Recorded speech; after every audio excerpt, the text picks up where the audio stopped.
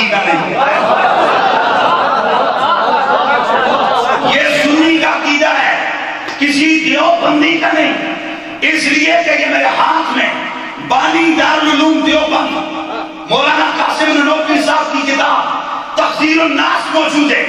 اس میں جناب بالکل واضح لکھتے ہیں کہ انبیاء اپنی امت سے افضل اور ممتاز ہوتے ہیں تو علوم میں ہی ممتاز ہوتے ہیں، عمل رہا تو اس میں بظاہر امتی نبی کے برابر ہو جاتے ہیں اور بعض اوقات امتی نبی سے بڑھ جاتے ہیں۔ استغفر اللہ، کبھی بھی کوئی امتی نبی سے بڑھ، ہم تو یہ کہتے ہیں نا، سنا نبی تو نبی ہے اور رسول کے صحابی کے برابر بھی کوئی نہیں ہو سکتا، اور رسالت کا نعرہ مرتد نہیں لگاتا۔ قادر رائے پوری صاحب دیوبندیوں کے اکابرین میں سے ہیں، توجہ ہے، ان کے پورے قصے ہیں، ارباح ثلاثہ میں ان کے تذکرے موجود ہیں، ان کی قصے کہانیاں فضائل یومیہ میں اشرف علی تھانوی صاحب اور اس حوالے سے بہت ساری باتیں موجود ہیں، یہ قصص الاکابر موجود ہے، اور بہت ساری کتابوں میں لکھا ہوا ہے کہ یہ کون ہے دیوبندیوں کے کچھ بولو یار، اکابر ہیں ان کے بڑے بابا۔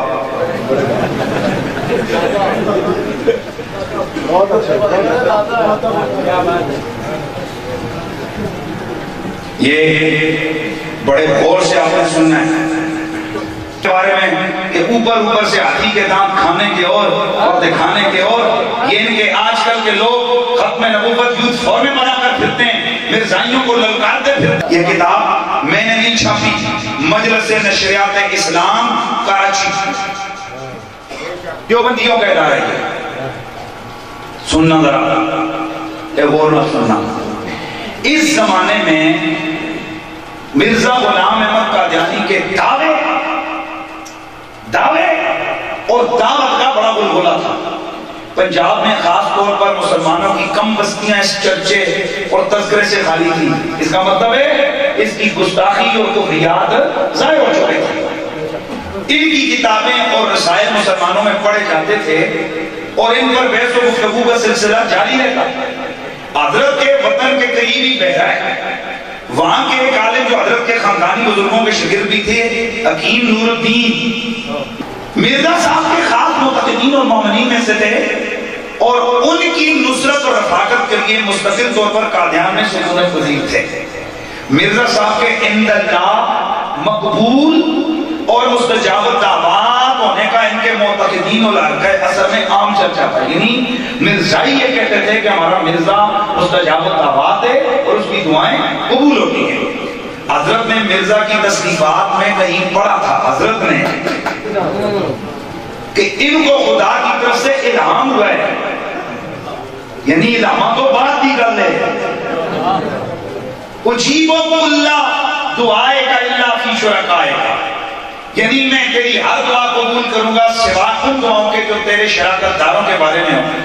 حضرت نے مرزا کے اس کی الہام اور وعدہ کا حوالہ دے کر افضل گڑھ سے خط لکھا، جس میں تحریر فرمایا کہ میری آپ سے کسی طرح کی بھی شرکت نہیں، یعنی میں بڑا مخالف نہیں، اس لیے آپ میری ہدایت اور شرع صدر کے لیے دعا کریں۔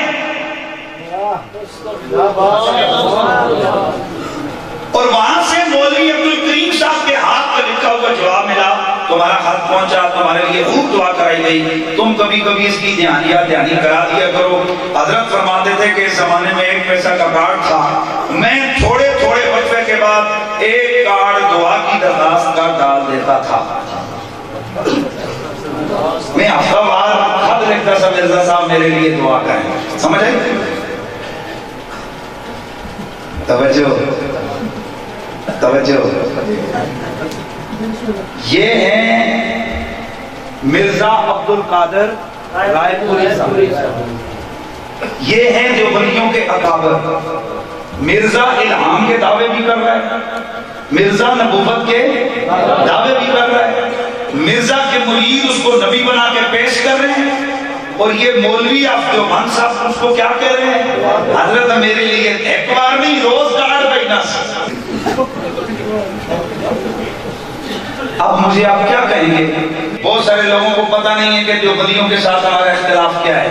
وہ سمجھتے ہیں کہ ان کو حلوے کھانے نہ کھانے، ذکر کرنے نہ کرنے کا رول ہے. نہیں، میرے دیوبندیوں کے بزرگوں کی کتابوں میں میرے رسول کی بیعت کی باتیں ہیں. یہ میرے پاس کتاب صراط مستقیم موجود ہے. تفصیل کے لیے میرا مناظرہ آپ لوگ سیڑھیاں دیکھ لیں، آپ کو سمجھ آ جائے گی. میرے مناظرے کی سیڑھیاں دیکھ لیں، آپ کو عبارات کے حوالے سے ان کی شدت کا اندازہ ہو جائے گا. لیکن یہ کتاب ہے صراط مستقیم، شاہ اسماعیل دہلوی کی کتاب ہے. اس میں یہ لکھتا ہے کہ نماز میں نبی کا خیال گدھے کے خیال سے برا ہے. یہ ان کا بڑا ہے. یہ جو آئے تھے نا سیسی بڑھنے کے لیے، یہ ان کا بڑا ہے، سب سے بڑا. وہ اس واسطے نہ بڑھن دیں دے. ایک کان کھول کے سن رہے ہو کہ نہیں سن رہے؟ یہ اس لیے نہیں بڑھنے دے رہے ہم. یہ میرے پاس ان کی کتاب ہے فتاوی رشیدیہ. اس میں لکھا ہوئے نبی پاک کے ماں باپ کافر تھے. سارے بولو استغفر اللہ. اور اس کتاب فتاوی رشیدیہ میں لکھا ہوا ہے کہ جو شخص نبی پاک کے صحابہ کو گالیاں دے وہ بھی سنیت سے خارج نہیں ہوتا. استغفر اللہ بولو سارے، پھر بولو سارے استغفر اللہ. اور یہ میرے پاس کتاب تقویت الایمان ہے دیوبندیوں کی. اس کتاب میں لکھا ہوا ہے کہ نبی مر کے مٹی میں مل گیا ہے. اور اسی کتاب کے اندر لکھا ہے کہ نبی ہمارے آپس میں بڑے بھائی کی طرح، اس کا بڑے بھائی جتنا ادب کرنا چاہیے، اگر زیادہ ادب کیا تو مشرک ہو جائیں گے. اور اسی کتاب میں لکھا ہے کہ معاذ اللہ ثم معاذ اللہ، نبی اس طرح بڑا ہے جس طرح گاؤں کا چودھری اور راجہ بڑا ہوتا ہے. اور معاذ اللہ اسی کتاب میں لکھا ہے استغفر اللہ کہ جو شخص نبی علیہ السلام کی قبر کے اوپر گیا وہ کافر ہو جائے گا، مشرک ہو جائے گا. اور اسی کتاب کے اندر لکھا ہے، اسی کتاب کے اندر لکھا ہے واضح طور پر، دوستو ہم ویسے نہیں ان کے حوالے سے کہتے ہیں کہ رسول اگر کچھ چاہے اس کے چاہنے سے کچھ نہیں ہوتا. اس طرح کے بکواسات ہیں. یہ میرے پاس موجود ہے الجوہد والمقل، یہ کتاب موجود ہے، یہ الجوہد والمقل. اور سنو، میلاد کرنا نہ کرنا یہ بات کی باتیں ہیں. کوئی اگر میلاد کا جلسہ نہیں کرتا تو نہ کرے، کوئی درود نہیں پڑھتا ہو نہ پڑھے ہوئے، کوئی ذکر نہیں کرتا نہ کرے. یہ تو مقدر و نصیبانوں کے معاملے ہیں. لیکن ہمارا ان دیوبندیوں سے اختلاف ان کفریات کا ہے. یہ کتابوں کا اختلاف ہے، ان بکواسات کا اختلاف ہے.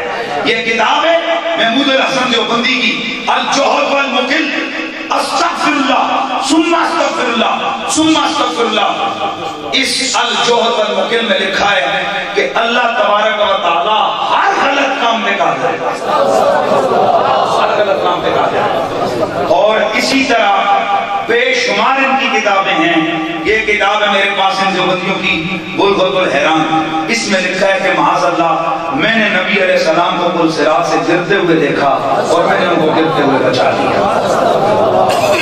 اب ان میں سے بہت ساری کتابیں اردو میں ہیں.